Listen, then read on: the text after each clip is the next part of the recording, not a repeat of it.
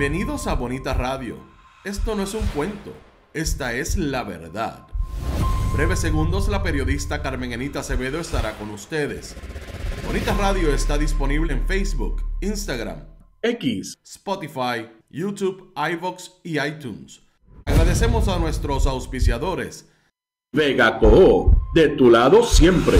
Nuestras transmisiones son viables también gracias al apoyo de ustedes. Pueden enviar sus donativos accediendo a bonitaradio.net. Allí podrán realizar su aportación a través de PayPal o tarjetas de crédito. También pueden acceder a ATH Móvil Negocios y realizar un donativo a Bonita Radio o a Periodismo 21. Pueden enviar un cheque o giro postal a PMB número 284, P.O. Box 194000, San Juan, Puerto Rico 00919-4000. Bonita Radio, esto no es un cuento, esta es la verdad.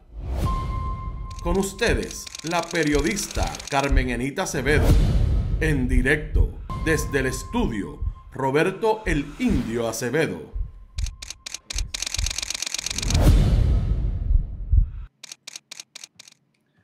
Buenos días. Soy Pedro Cardona Roy, el urbanista, hoy por Carmen Enita Acevedo, aquí por Bonita Radio. Estamos en Noticias con Café y en el día de hoy estamos viendo toda una serie de noticias que muestran que estamos ante una administración que luego de 9 meses no ha logrado dar pie con bola.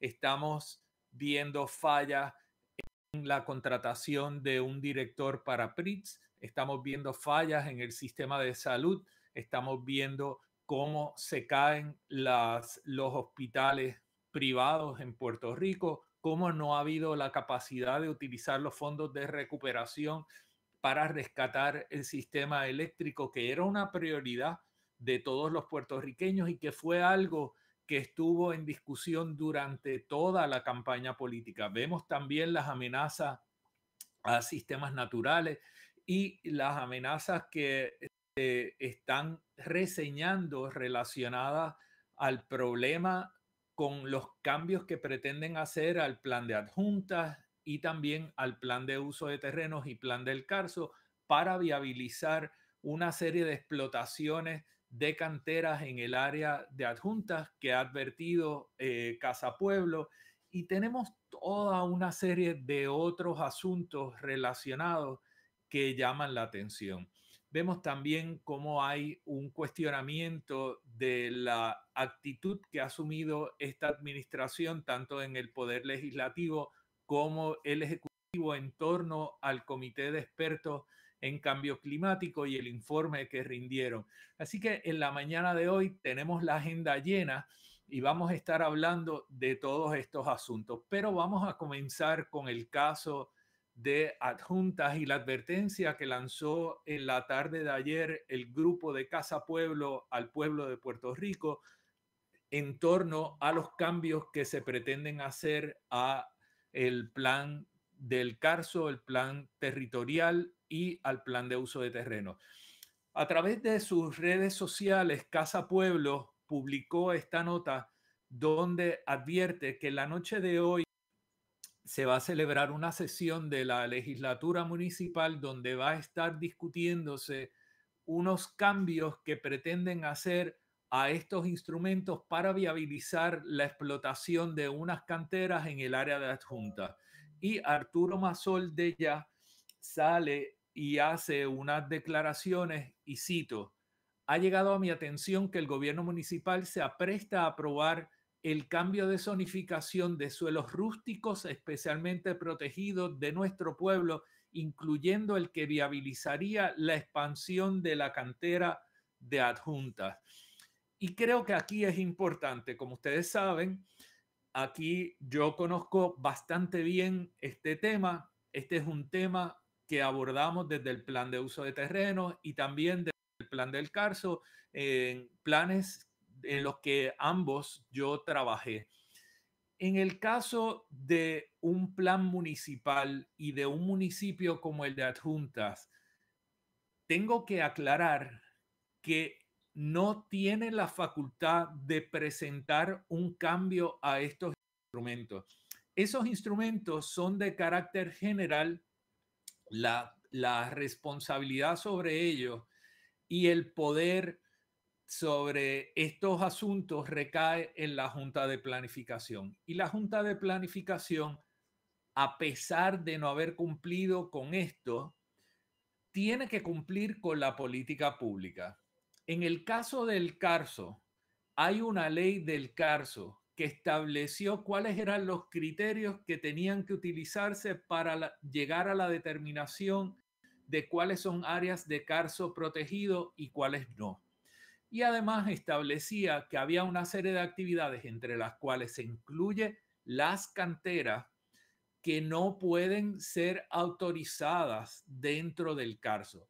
Se reconocían aquellas que estaban existentes, pero no se permitía la ampliación más allá de lo que estaba autorizado con el permiso que se dio para la explotación de esa cantera, y no puede modificarse la esencia de esto.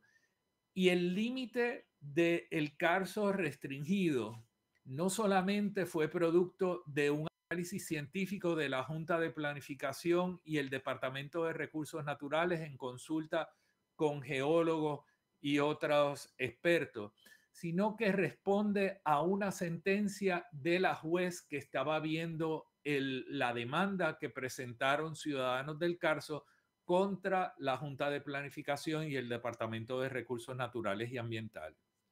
Así que esto no es algo menor y no le corresponde al municipio de Adjuntas, y debe de tener mucho cuidado de no ser imprudente esta noche en la legislatura municipal, porque cualquier acción que encamine, que vaya en contra o pretenda violentar los límites que tiene establecido el municipio, va a implicar que va a ser objeto de un cuestionamiento en los tribunales de dicha acción. Y hay que llegar más allá. Los municipios tienen que actuar conforme a la ley, conforme al ordenamiento vigente. No pueden actuar de otra manera. Y se le puede retirar el convenio de transferencia de facultades si es que lo tiene, o se le puede impedir de acceder a ese convenio de transferencia de facultades por demostrar incompetencia en asuntos como este. Y la incompetencia estriba en que pretendan actuar más allá de los límites que establece la ley que ellos pueden actuar. Así que vamos a estar muy pendientes en relación a este asunto. Vamos a estar en comunicación con los Masol y vamos a estar también en comunicación con Casa Pueblo para mantenerles al tanto. Compartan la información, por favor. Yo creo que esta es la manera más efectiva de hacer que la ciudadanía conozca de esto. Tan efectiva ha sido que constructores de hogares han tenido que emitir un comunicado tratando de tirarle un toallazo a Johnny Méndez en estos días relacionado a las expresiones que hizo de liberar unos terrenos en el corredor ecológico del noreste para viabilizar unos desarrollos. Y ellos han dicho a través de su presidente actual, el saliente, Agustín Rojo, han dicho que no, que ellos no hablaron con Johnny Méndez, que ellos no pidieron que esto cambiara, pero sí creen que debe haber un balance, como ellos dicen, que debe haber una posibilidad de hacer tanto la conservación como el desarrollo. Cosa que hemos visto que en Puerto Rico no ha habido tal relación feliz entre partes, sino la destrucción, el aprovechamiento particular y la explotación de manera agresiva. El periodista Marcos Pérez Ramírez, que lleva una plataforma independiente de comunicación que se llama Marea Ecologista, ha estado dándole seguimiento a este asunto y ha sido muy efectivo presentando textualmente lo que dicen estas personas y publicó de forma íntegra el comunicado emitido por la Asociación de Constructores de Hogares, igual que lo hizo con aquel mensaje de 4 minutos y 14 segundos de Carmelo Ríos el día 10 de septiembre en la Convención de Constructores de Hogares, pues así lo hizo también con este comunicado que emitió la Asociación de Constructores de Hogares. Vemos nuevamente cómo queda manifestado y sin lugar a duda la relación que existe entre los inversionistas políticos y los políticos que recibieron esa inversión. Y aquí, en otros contextos, ¿verdad? En contextos más de la Cosa Nostra y de la mafia que vemos en las películas, eso es exactamente cómo trazan la forma en la que operan esos sistemas, ¿verdad? Que operan al margen de la ley. Y no quiero pensar, ¿verdad?, que esto sea exactamente lo que estamos viendo en esta relación local, pero hay muchos lugares comunes, hay muchos espacios que se parecen muchísimo entre parte y parte y vamos a tener que estar pendientes. Pero el traspié, los tropiezos de esta administración no solamente están en el actuar fuera de jurisdicción, como lo estamos viendo en el municipio de Adjunta, en hacer unas declaraciones que luego requieren emitir unos comunicados para tratar de separarse de los huevos que han puesto, sino que tenemos también al Departamento de Salud y en particular al secretario de Salud desde hace varias semanas en discusión pública por el contrato que firmaron con una persona o una compañía que había presentado la propuesta que quedó número 14 en la evaluación que se había hecho. Y esto no solamente envuelve a salud, sino que también envuelve a una agencia que ha estado en controversia por años, que es PRITZ. PRITZ, cuando se crea, se crea para que sea el jefe o la jefa de la informática en el país, que viabilice que el gobierno se pueda hablar entre sí a través de la tecnología, que nosotros podamos acceder a servicios de una manera más ágil desde nuestra casa. Y esa fue la base de lo que se encaminó en el SESCO y lo que se encaminó en otras agencias, pero muy pocas realmente, cuando uno analiza los años que lleva PRITZ y lo que ha podido hacer.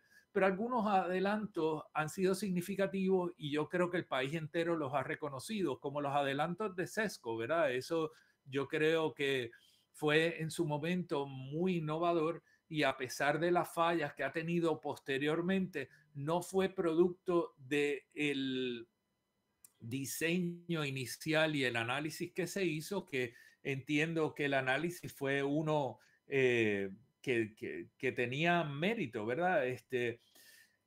Ahora, ¿qué pasa? Se suscribe el acuerdo, me parece que para el mes de abril de este año, finalmente, pero había habido una controversia. Estaba un designado director de PRITZ y esta persona fue relevada de su cargo, fue sacada de su puesto, se retiró su nombramiento 3 días después que esa persona dijo, mira, este contrato no se puede firmar porque Subo cotizó la número 14 y entonces la persona que sustituyó al entonces director, o sea, el director interino de PRITZ es el que firma el acuerdo y ese acuerdo pues ha seguido en cuestionamiento y entredicho y la Junta de Control Fiscal también intervino y dijo, mira, este contrato no es un contrato que sea favorable, este contrato tiene unos términos y condiciones que no son aceptables, tiene una vigencia que tampoco es aceptable y ahí se ha formado el reperpero. Un reperpero tal que ha hecho que la gobernadora Jennifer González diga, bueno, ante la situación que ha surgido con este contrato con PRITZ, el hecho de que hay 7 nombramientos que se han colgado, hay personas que han sido relevadas de puesto, votadas tanto en el Departamento de Salud como en PRITZ, en varios lugares. Cuando hablo de 7, hablo de salud, hablo de PRITZ, algunos eran directores, otros estaban en otras posiciones, pero en resumen, la gobernadora tiene un caos en PRITZ. A 9 meses de entrar en funciones, no puede poner a alguien que tenga la capacidad y sea lo suficientemente honesto para operar en ese espacio con las reglas que están establecidas para la fiscalización de contratos en todo lo que tiene que ver con tecnología dentro del aparato gubernamental.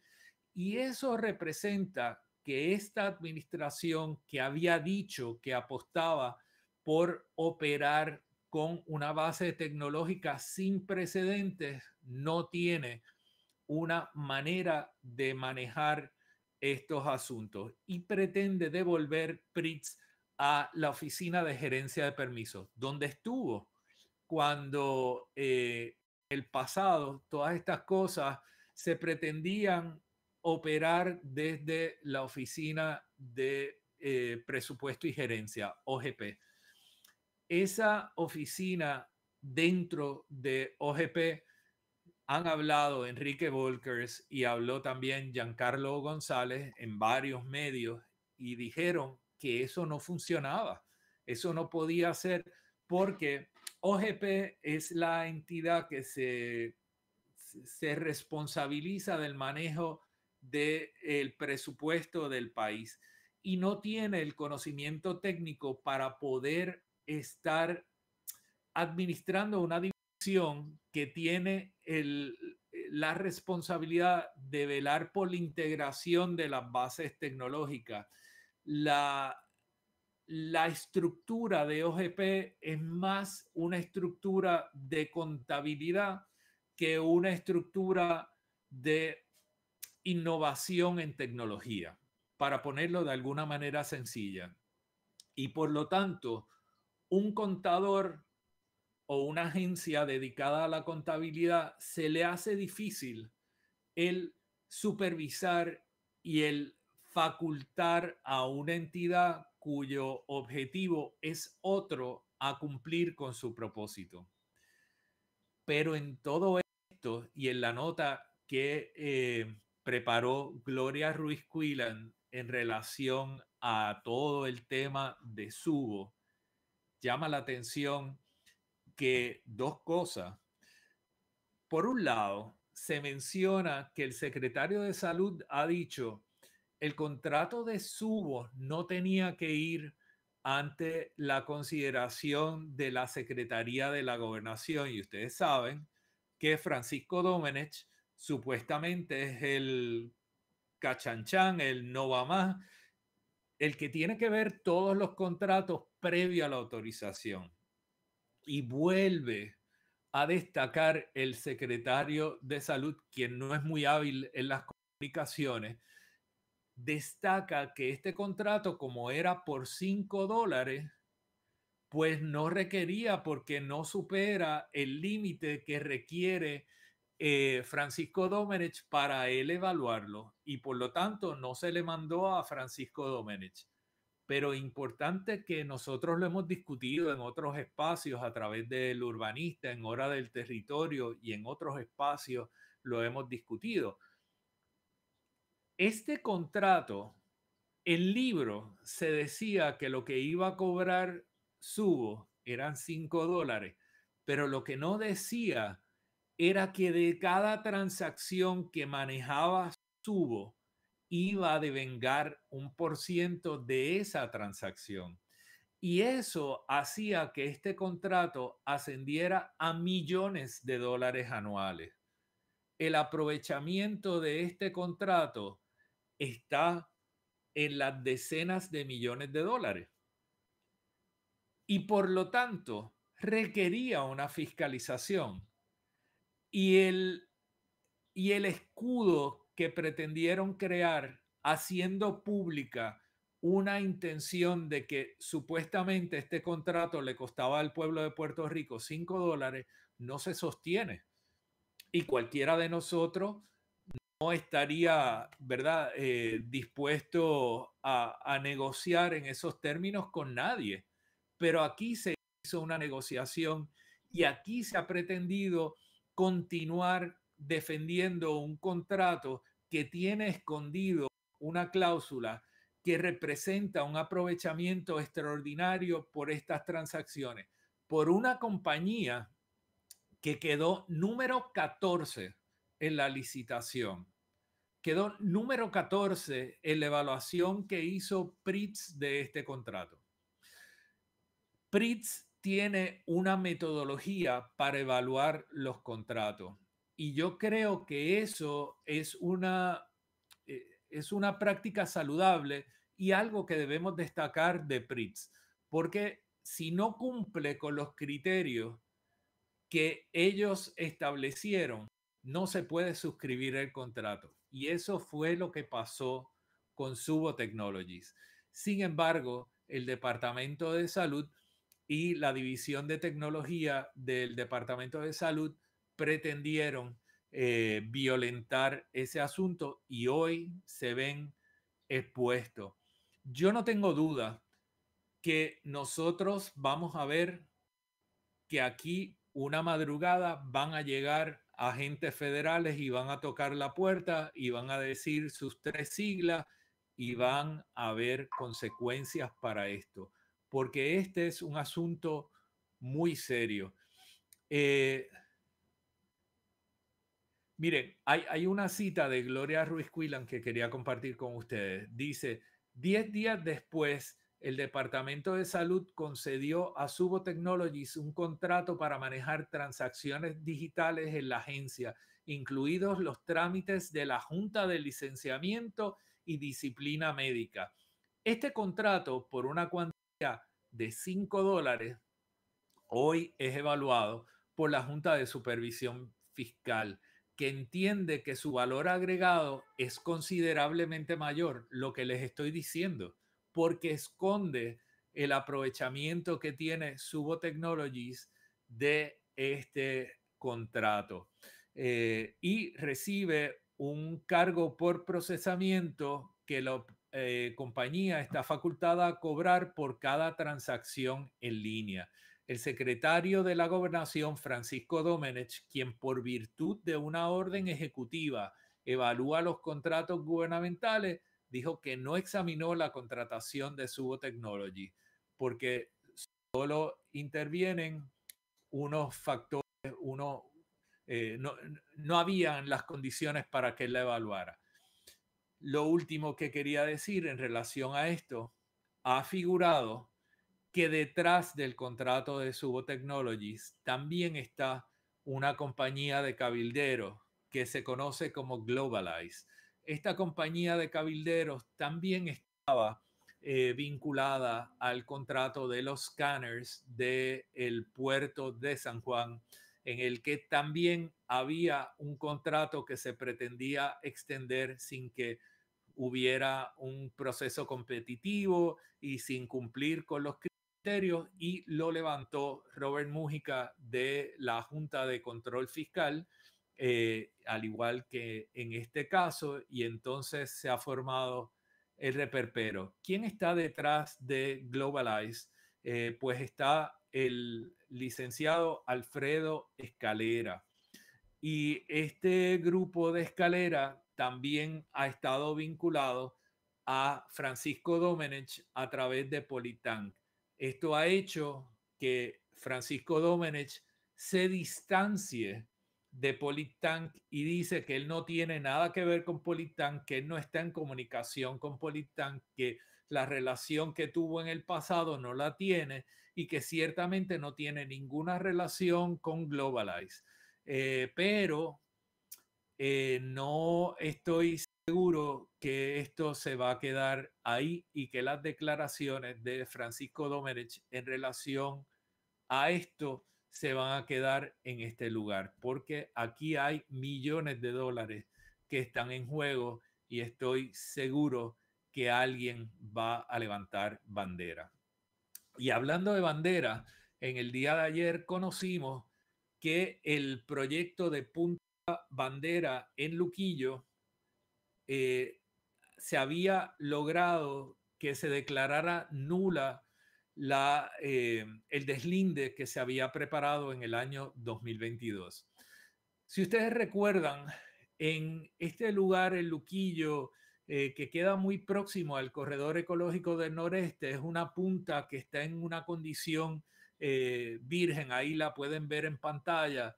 Este lugar paradisíaco ha sido objeto de una intención de desarrollo por parte de un grupo vinculado a la familia que tiene la cervecera de Puerto Rico, Medalla, y pues en este caso se pretendía hacer un complejo residencial y ese complejo residencial invade bienes de dominio público y se cuestionó el deslinde, pero además, como habíamos señalado también en Hora del Territorio y en el espacio del urbanista hace algún tiempo, aquí había un defecto en el proceso que se siguió. Cuando se presentó el deslinde originalmente, ese deslinde no había sido notificado correctamente a los vecinos. Y mire, cuando se va a hacer un deslinde, usted tiene que notificar a los colindantes para que ellos y ellas sepan que se va a hacer un deslinde para separar bienes de dominio público de propiedad privada. Y en caso de que se promueva un desarrollo, que puedan entrar en conocimiento de cuáles son las intenciones detrás de ese desarrollo. Se requiere un deslinde para toda segregación, agrupación o proyecto de construcción en una propiedad colindante con la costa. Por lo tanto, había que hacerlo aquí. Aquí hay dos componentes que son importantes.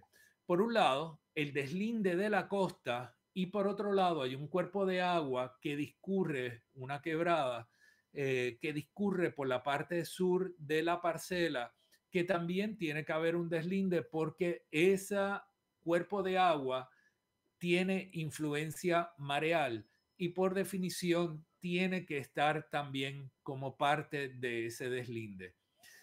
Técnicamente, el deslinde que había presentado la parte proponente del desarrollo al Departamento de Recursos Naturales tenía fallas técnicas, pero como del inicio no había cumplido con lo procesal de notificar adecuadamente a los vecinos, lo sustantivo se dejó planteado, pero no era la esencia del argumento. Y el tribunal resolvió que este deslinde que se había presentado era nulo desde el inicio porque no había cumplido con un requisito básico, que es el requisito de notificación. Y no entró en los méritos de los planteamientos técnicos en cuanto a las deficiencias del deslinde presentado. El Departamento de Recursos Naturales tenía un deslinde anterior a este lugar. Y el departamento, y de nuevo aprovechando esta coyuntura, puede hacer un deslinde de oficio. O sea, es un deslinde que encamina el propio departamento y llega a unas determinaciones. Así lo hizo en el área del Escambrón y el área del Normandy. Otros casos, pero también puede recibir un deslinde preparado por una parte proponente y entonces lo evalúa y si cumple con los criterios puede encaminar la autorización, pero tiene que siempre cumplir con los procesos de notificación requeridos en ley y en este caso no lo hizo. En el caso de Sol y Playa, también la parte proponente del condominio Sol y Playa presentó un deslinde y ahí se cuestionó el asunto del planteamiento que el límite de los bienes de dominio público lo habían establecido utilizando la marea equinoccial, o sea, la marea alta, cuando hay luna llena, etcétera. Y eso no es correcto. Nuestro reglamento 4860 establece la metodología para uno hacer un deslinde. Y esa metodología que se utilizó ahí dejaba fuera las áreas de anidaje de tortuga, y eso fue lo que se probó con la entrada de un carey a Playa Los Almendros, y que tuvo las consecuencias de declarar nulo el deslinde y también nulo los permisos que se concedieron que descansaban sobre ese deslinde. Y aquí cierro este asunto. Al declarar nulo el deslinde del proyecto Punta Bandera en Luquillo, todos los permisos que estaban vinculados a ese proyecto se caen, porque el deslinde es uno de los requisitos primordiales de un trámite. Y si se cae el deslinde, se caen todos los permisos relacionados a ese caso. Así que hoy Punta Bandera, a raíz de la determinación del tribunal, no tiene ningún permiso vigente. Vamos a ver qué es lo que sucede de aquí en adelante. Y si esto es una estrategia de especulación sobre estos terrenos y la persona que está detrás de este desarrollo lo que pretende es especular con él para vendérselo a un tercero, o cuál es la intención de este desarrollador, lo averiguaremos próximamente. Pero hoy no tiene permiso, hoy no tiene deslinde. Y eso yo creo que es fundamental. El mérito y el crédito de todo esto hay que dárselo a las comunidades. Son las comunidades de Luquillo, son los vecinos de este sector los que han estado detrás de este caso, los que han pagado los abogados, los que han levantado fondos, han estado en la residencia de Bad Bunny y han estado en todo el país llevando el mensaje de defensa de Punta Bandera. Y han hecho una defensa loable y han sido rigurosos y consistentes en ese asunto. Los licenciados Timoté, Fabiola, son todos unos campeones que merecen nuestro respeto. Estas cosas le corresponde al Estado hacerlo. Sin embargo, no lo hace. Y son esos ciudadanos los que tenemos que reconocer, porque a través de su tesón y su entrega tenemos la posibilidad de proteger este lugar y de hacer que las cosas se hagan de acuerdo a la ley.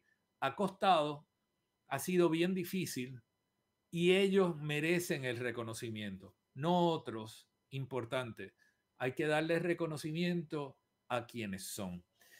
Y ahora voy a pasar a otro tema que creo que es súper importante y que también tiene que ver con deslinde, que es el caso del Sisto Escobar y el Hotel Normandy. Porque en el día de ayer se anunció la intención de hacer un skate park en el Parque Sisto Escobar. Y este caso es importante, que no surge, esto no surge de ayer, ¿verdad? El senador independiente y el alcalde de San Juan figuraron en una fotografía donde se mostraban que estaban hablando de estos temas, ¿verdad? Según la cita que acompaña ese comunicado. Y es importante que sepamos que este asunto no es nuevo. Sin embargo, este asunto desde el año 2021 se ha venido señalando que ha sido un asunto que se ha tratado a puerta cerrada, se ha tratado en oficinas gubernamentales a espaldas de la ciudadanía. Y nuevamente vemos un anuncio que se hace sin que haya habido una conversación con la ciudadanía sobre este tema. No ha habido conversación de la que podamos tener constancia con la Federación de Patinaje. No ha habido conversación que sepamos con la Federación de Skateboard. se habla de una instalación de calibre olímpico y se habla dentro del contexto de los desarrollos del Parque Sisto Escobar. Sin embargo, nosotros no vemos que esto ni siquiera esté dentro de los espacios que estaban consignados para el desarrollo del proyecto de Normandy OZ, que ahora lo están viendo en pantalla. Ustedes recordarán que ahí en violeta aparece la propiedad que está en manos de Ezra Ishai, de Normandy OZ, Eddie Ishai, y el resto, lo que aparece en color, son esas áreas que había concedido el municipio de San Juan mediante un contrato fatulo a Normandy OZ. Le había concedido el aprovechamiento sobre esas áreas, algunas parcial y en otras total. Y eso incluye el interior de la pista atlética del estadio Escobar, donde se pretende construir un estacionamiento y poner una pista artificial encima de ese estacionamiento, y el aprovechamiento para la construcción de unas instalaciones recreativas y de ocio que incluyen una piscina infinity, un centro de multitudinario como un centro de convenciones y la ocupación de parte de la playa 10 para el aprovechamiento del Hotel Normandy. Y esto habíamos mencionado previamente, que el contrato que suscribió Miguel Romero Lugo con Normandy OZ tiene una cláusula, y aquí está señalada y subrayada en línea roja, y la hemos discutido en Hora del Territorio y El Urbanista, y dice: the general public visiting the Escambrón area and guests, visitors and invitees of the Normandy Hotel shall be allowed to use the beach chairs, lounge chairs, umbrellas, and other common use furniture in the area surrounding the events pavilion. Pero importante lo que dice aquí: on an availability basis, in exchange for fee payable to tenant and or tenant's hotel operator.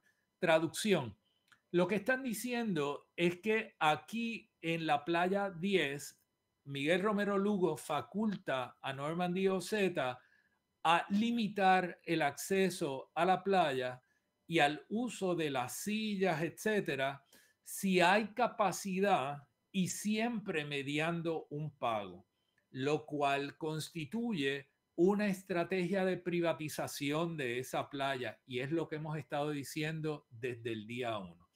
En el día de ayer, cuando se presentó la noticia, nosotros regresamos y lo primero a nuestros récords y encontramos que este año, en el 23 de abril, se había publicado una nota en el periódico El Nuevo Día que firma Adriana Díaz Tirado, donde el titular lee: desde un skatepark hasta un nuevo paseo lineal, Miguel Romero presenta lo que viene para San Juan. Pero regresamos a las noticias de 2021 y regresamos al anuncio y a la solicitud de fondos que se hace en el año 21, que culmina en una autorización de fondos por el Departamento de la Vivienda en el año 22, donde se autoriza a suscribir un contrato con la firma de arquitectos Hernández Bauzá, arquitecto, para el diseño de ese skatepark por una cifra de $291,420,120. Y ese contrato está vigente desde el 13 de septiembre del año 22. Y esto surge de la página del Departamento de la Vivienda. Importante que ya hemos visto que este proyecto Miguel Romero Lugo lo ha presentado en múltiples ocasiones como si fuera un asunto nuevo, y es un asunto que llevan pateando la lata desde el año 2021. Se suponía que estuviera listo en el 23, sin embargo, no está, no ha ni siquiera iniciado. Lo único que ha pasado en el escambrón es que pelaron la pista atlética y han empezado a hacer unos trabajos de reconstrucción de las instalaciones de la antigua pista que se verían afectados por el contrato con Normandy OZ para la construcción del estacionamiento. Hoy, en el caso del escambrón, lo que está vigente es que hay un propietario que es dueño del Hotel Normandy, esa estructura que aparece en violeta, y a esa misma persona tiene un contrato con el municipio de San Juan de 30 años en el que puede derivar un aprovechamiento sobre el interior de la pista del Sisto Escobar y puede hacer eso que describí anteriormente en la playa 10. Hasta tanto no se rescinda ese contrato, eso es lo que está vigente. Ese contrato, cuando yo digo que no es un contrato legal, lo digo porque el Código Municipal requiere que cuando hay bienes de uso público, el municipio en cuestión, si los va a cambiar y los va a convertir en bienes de otra naturaleza, o sea, una instalación deportiva que esté en manos del municipio de San Juan, en este caso, si lo va a pasar para que se construya un estacionamiento y ese estacionamiento va a tener un contrato que supone un aprovechamiento por 30 años de ese componente, eso tiene que ir a una subasta pública.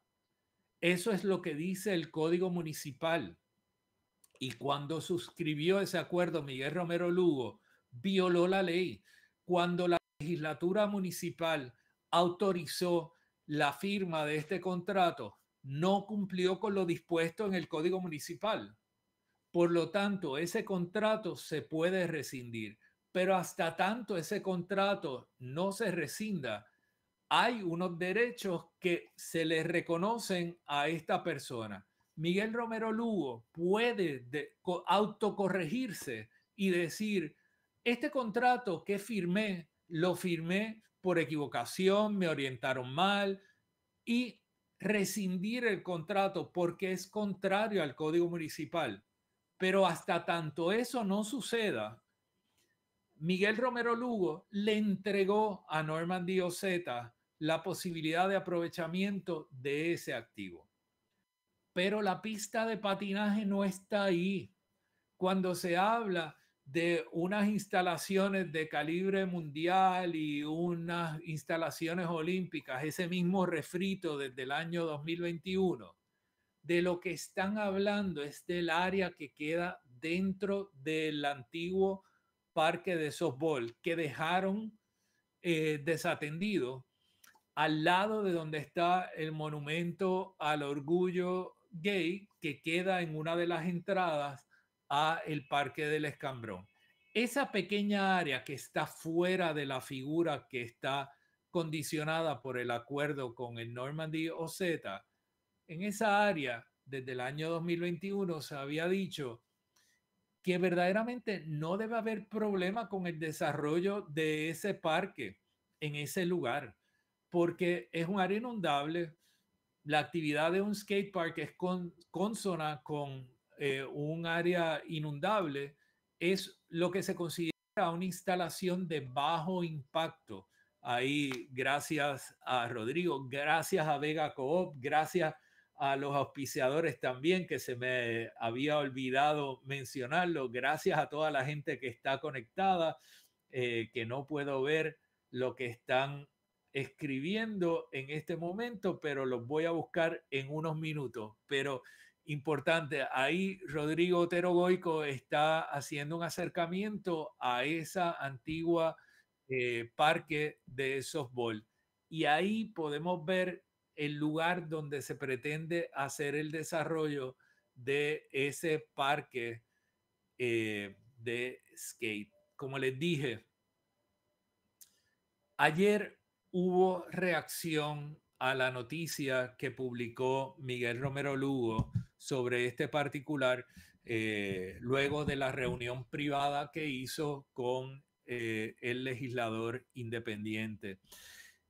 Y una de las cosas que vimos es una reacción de Chemi Delgado. El campo de las patinetas y los aficionados a este deporte, algunos están agrupados y están dentro del Comité Olímpico y forman parte de la Federación de Patinaje. Otros operan de una manera más independiente, bien sea en la Federación de Skateboard o como aficionados que están por la libre, ¿verdad? Pero hay figuras que han sido figuras vocales y trascendentales en la defensa de este deporte. Y entre ellas está Chemi Delgado. Y Chemi Delgado censuró la noticia que se publicó en el día de ayer y habla de cómo este acuerdo se ha hecho a espaldas de la comunidad de patinadores. Y yo creo que ahí nosotros tenemos que tener cuidado. Esto se ha pretendido convertir en una discusión política y ha habido ataques a distintos movimientos políticos a raíz de esta reunión privada que se celebró ayer. Y Chemi se distancia de esto. En Punta Las Marías, desde hace años, un grupo vinculado al deporte de las patinetas y Chemi han estado promoviendo el desarrollo de ese espacio como un espacio de parque para el skate. Así que creo que tenemos que dar atención a este tema, tenemos que también separar el grano de la paja, tenemos que discutir los asuntos y tenemos que superar la tendencia a convertir todo en una garata y en unos insultos para tratar de buscar atención cuando realmente aquí lo que hay es que tratar de encaminar un proyecto de país que nos sirva a todos. Y ciertamente lo de ayer pues fue bastante lamentable que sucediera. Pero seguimos por acá. Nosotros en estos días hemos notado, y voy a hacer una nota muy breve de la situación del clima y las amenazas de huracanes. Hoy salió en el Nuevo Día una nota sobre ese particular, ¿verdad? Porque estamos en el pico de la temporada de huracanes. De hecho, mañana o pasado conmemoramos los 8 años del paso del huracán María por Puerto Rico y vemos un Atlántico que aparenta estar súper calmado. Esta calma ha sido analizada y descrita por varios meteorólogos que han dicho no podemos confiarnos de esto. Esta condición ha sido favorable a Puerto Rico porque no hemos tenido la cantidad de amenazas que típicamente tenemos. Sin embargo, apuntan a que las condiciones en este momento comienzan a ser favorables para el desarrollo de disturbios con carácter ciclónico, como pueden ser huracanes. Habíamos tenido una masa de aire seco y una serie de condiciones que rompían los sistemas que se pretendían formar y crear movimientos ciclónicos. Pero ahora empiezan a abrirse las posibilidades y apuntan a que podemos tener un final de temporada más activo de lo que hemos tenido en el pasado. Como no lo sabemos, como esto responde a unos factores que no controlamos, realmente lo que tenemos que estar es alerta y recordar que estamos hoy en una condición más vulnerable que en el pasado, producto de la pérdida de fondos de entidades como la NOAA y la actitud que ha tomado la administración del presidente Donald Trump en Estados Unidos, que compromete los fondos, que compromete la discusión del cambio climático en Puerto Rico. Y esto lo digo como preámbulo para también una noticia que sale publicada en el periódico El Nuevo Día, que incluye un informe de FEMA que dice que desconoce cuándo va a terminar la reconstrucción del sistema eléctrico devastado por el huracán María.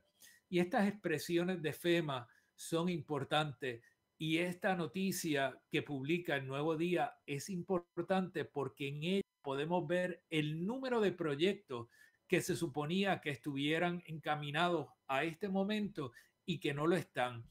Y esa noticia, junto a otras que fueron publicadas en estos días, establecen que nosotros estamos con 10 años de retraso en los procesos de reconstrucción.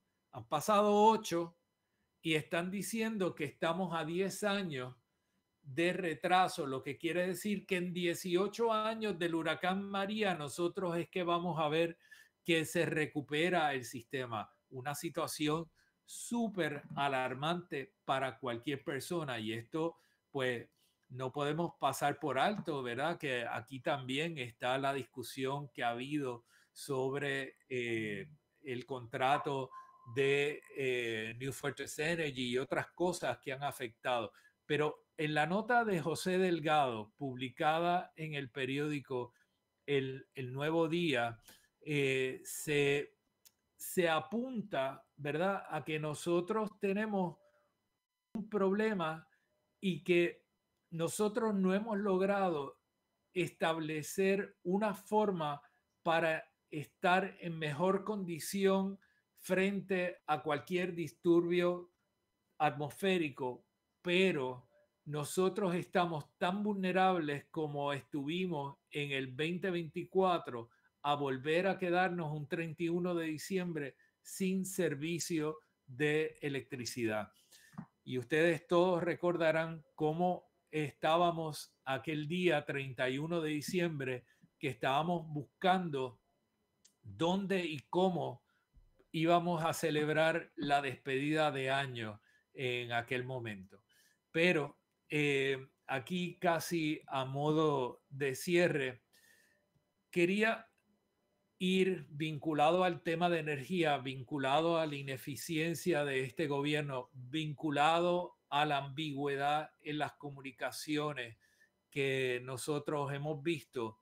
Hace unas semanas nosotros vimos a una gobernadora parada arriba de la fortaleza, mirando la entrada de la bahía, señalando su reloj, mientras había una barcaza de New Fortress Energy entrando, y era una aparente demostración de fuerza que quería hacer la gobernadora ante una empresa que ella alegaba que había estado negociando de una manera desfavorable al pueblo de Puerto Rico. Ya venía a defender el interés y el bienestar de todos y todas, y por lo tanto estaba arriba de la fortaleza dándole señales a la embarcación que tenía que entrar, que no se podía retirar, que tenía que suplir el gas natural, etcétera, etcétera. Todo ese show que se hizo en ese momento era supuestamente porque no se quería renovar el contrato de New Fortress Energy en los términos que estaba establecido. Sin embargo, se firmó. Está esperando la autorización de la Junta de Control Fiscal, pero se firmó. ¿Qué quedó demostrado en este asunto? Y la lección que debemos derivar de esto. Aquí hay un contrato que se suscribió con el grupo de New Fortress Energy que le concede el dominio del muelle que tiene la capacidad para descargar gas metano a una compañía. Esa compañía es New Fortress Energy. Esa compañía es la quebrada corporación que ha estado viviendo de los fondos que recibe del pueblo de Puerto Rico y que hemos visto que ha perdido el 95% de su valor en acciones. Y se sostiene con este contrato. Y ahora Obviamente, en una negociación, cualquier persona que es negociante o empresario sabe que uno comienza la negociación lanzando lo más alto, y ellos lo hicieron. Pero obtuvieron un contrato por los próximos 7 años para el suplido de gas natural a San Juan 5 y 6 y a 14 unidades de generación en Puerto Rico. Y ese contrato lo tienen. Que ahora no es total, porque ahora hay otra compañía que puede importar en otro lugar para una de las generatrices. Pero para el resto es New Fortress Energy, para suplir el gas natural a todos los lugares donde lo tenía facultado previo a la negociación que se realizó en estas semanas y en estos meses. Establece ese contrato y se anuncia por la gobernadora con bombos y platillos que ahora ese contrato no es exclusivo.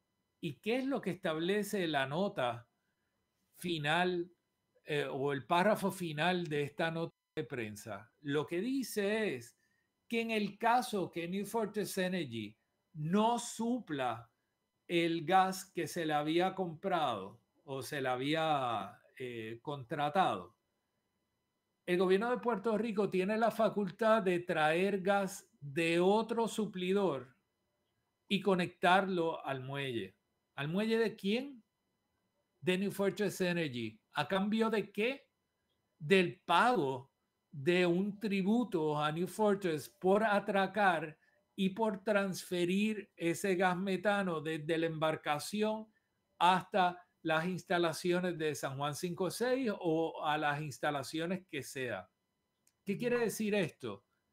Que aquí ha quedado más que evidente el control que tiene y retiene New Fortress Energy de la operación de ese muelle y del abasto y suministro de gas natural o gas licuado o gas metano para la operación de la Autoridad de Energía Eléctrica, hoy Luma Energy.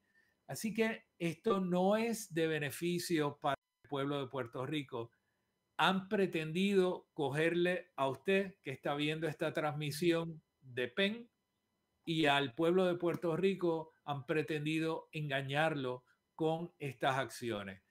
Y nosotros vamos a seguir pendientes a este acuerdo. Pero ya se me acabó el café y yo creo que Rodrigo Otero Goico en los controles ya mismo me va a cerrar, pero no sin antes yo tener la oportunidad de agradecerle como siempre la asistencia técnica en este programa, a ustedes la atención y a Vega Coop el que auspicie este espacio de noticias con café en Bonita Radio. Recuerden, hagan su aportación a través de las cuentas de PayPal o a través de tarjeta de crédito a Bonita Radio o Periodismo 21 y visiten bonitaradio.net para que puedan también acceder a toda esta información. Compartan el contenido de YouTube y ayúdenos a difundir esta información. El trabajo que está haciendo la prensa independiente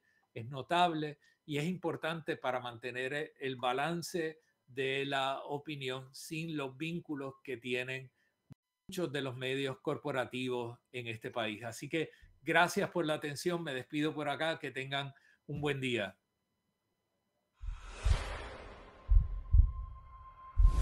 Este programa fue traído a ustedes por Vega Coop, de tu lado siempre. No olvide que puedes realizar sus donaciones a través de ATH Móvil Negocios, a Bonita Radio o a Periodismo 21. Puede acceder a nuestra página de internet bonitaradio.net y donar a través de PayPal o tarjetas de crédito.